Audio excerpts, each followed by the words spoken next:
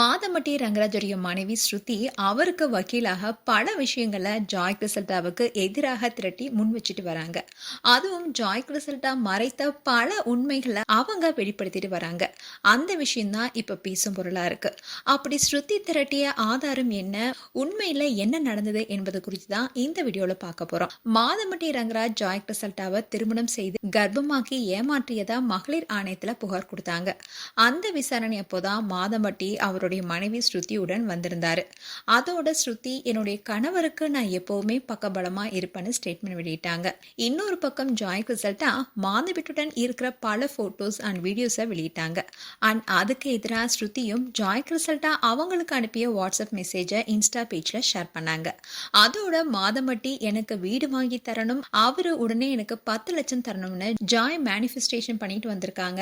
அதை ஆதாரத்தோடு வெளியிட்டாங்க ஸ்ருதி. அண்ட் அந்த சமயத்துல தான் அக்டோபர் 31 அன்னைக்கு ஆண் குழந்தை பிறந்தது ஜாய் கிறிசல்டாவுக்கு. இந்நிலையில ஒவ்வொரு நாளுமே மாதம்பட்டி போலவே மகன் இருப்பதா பல முறை சொல்லிட்டு வராங்க. அதோட மாதம்பட்டி தன்னுடைய குழந்தைக்கு அவர் தான் அப்பான்னு மகளிர் ஆணையத்துல ஒத்துக்கிட்டாருன்னு ஸ்டேட்மெண்ட்டும் வெளியானுச்சு. ஆனா அதை முற்றிலும் மறுத்து மாதம்பட்டியும் ஒரு ஸ்டேட்மெண்ட் வெளியிட்டாரு. அதோட டிஎன்ஏ டெஸ்டுக்கு நான் தயாரா இருக்கேன், அப்படி என்னுடைய குழந்தைன்னு நிரூபிக்கப்பட்டா நான் கண்டிப்பா குழந்தைக்கு தேவையான அத்தனையுமே செய்வேன்னு சொல்லியிருந்தாரு. இந்நிலையில்தான் ரீசெண்டா ஜாய் கிறிசல்டா யாராவது என்னுடைய கணவரை பார்த்தா மாதமட்டி ரங்கராஜ டிஎன்ஏ பரிசோதனைக்கு வர சொல்லுங்க, டிஎன்ஏ அறிக்கை விட்டாரு, 15 நாள் ஆயிடுச்சு, இப்போ எங்க தலைமறைவா இருக்காரு, உங்களுக்கு தைரியமும் நேர்மையும் இருந்தா தயவு செஞ்சு டிஎன்ஏ டெஸ்டுக்கு வாங்க கணவர் மாதமட்டி ரங்கராஜன் சொல்லியிருந்தாங்க. இந்நிலைதான் உயர்நீதிமன்ற வழக்கறிஞர் ஷைனி இதை குறித்து பல விஷயங்களை சொல்லியிருக்காங்க. அதுல ஜாய் கிறிசல்டாவுடைய கேஸ் இப்போ பின்னுக்கு போயிட்டு இருக்கிறதாகவும் அதோட ஸ்ருதி அவங்களுடைய வக்கீல் மொழியை காட்டிட்டு வருவதாகவும் சொல்லியிருக்காங்க. அதுலயும் இத்தனை நாளா நாம என்ன நினைச்சிட்டு இருந்தோம், மனைவி ஸ்ருதியிடம் டிவோர்ஸ் வாங்காம தான் மாதமட்டி ரங்கராஜ் ஜாய் கிறிசல்டாவை திருமணம் செஞ்சாருன்னு எல்லாருமே நினைச்சிட்டு இருந்தோம். அப்படிதான் சோசியல் மீடியால சொல்லப்பட்டுச்சு. ஆனா உண்மையில என்ன நடந்ததுன்னா 2024ல தான் ஜாய் கிறிசல்டா அவங்களுடைய கணவர் கிட்ட இருந்து விவாகரத்து பெற்றிருக்காங்க. ஆனா 2023லயே மாதமட்டியுடன் அவங்களுக்கு திருமணம் நடந்து முடிஞ்சிருச்சு. அதனாலதான் அந்த திருமணத்தை அவங்க ரிஜிஸ்டரும் பண்ணல.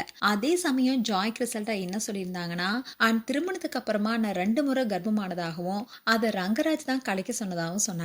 ஆனா உண்மை என்னன்னா ரங்கராஜுக்கும் கிறிசல்டாவுக்கும் திருமணம் நடந்தது 2023. அதுக்கப்புறமா அவங்க கர்ப்பமாக இருக்காங்க. அந்த சமயத்துல கர்ப்பமாக இருக்கும்போது அவங்களுக்கு குழந்தை பிறந்தா அந்த குழந்தைக்கான அப்பாவோட இனிஷியல் ஜாய் கிறிசல்டோடைய முதல் கணவரையே சேரும். அதனாலதான் ரங்கராஜ் கர்ப்பத்தை கலைக்க சொன்ன உடனே அவங்களும் கலைச்சிருக்காங்க. இப்படி இருக்க சூழல் தான் 2024ல முதல் கணவர்கிட்ட இருந்த அவங்க விவாகரத்தை முறையா பெற்றாங்க. அதுக்கப்புறமா தான் 3வது முறையா கர்ப்பமாக இருக்காங்க. சோ குழந்தைக்கு இவர் தான் அப்பான்னு இப்ப புகாரும் கொடுத்திருக்காங்க.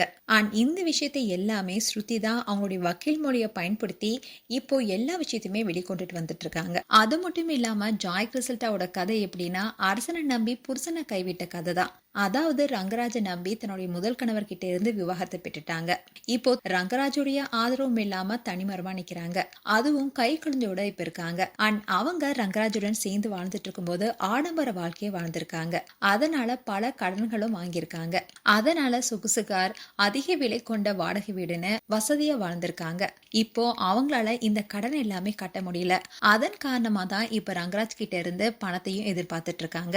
இப்படி இருக்க சூழல தான் ஸ்ருதி தன்னுடைய கணவரை எந்த வகையிலுமே விட்டு கொடுக்க கூடாதுன்னு பல ஆதாரங்களை திரட்டிட்டு வராங்க. இப்படி பல விஷயங்கள் குறித்து பேசியிருந்தாங்க ஷைனி. இந்த விஷயம் தான் இப்ப பேசும் பொருளா இருக்கு. மேலும் ஸ்ருதி ரங்கராஜ் குறித்து உங்களுடைய கருத்துக்களை கமெண்ட் செக்ஷன் சொல்லுங்க. இது போன்ற வீடியோஸை பார்க்க நியூஸ் தமிழ் கிளிட்ஸ் சேனலை சப்ஸ்கிரைப் பண்ணுங்க. மறக்காம நோட்டிபிகேஷன் பட்டனை கிளிக் பண்ணுங்க.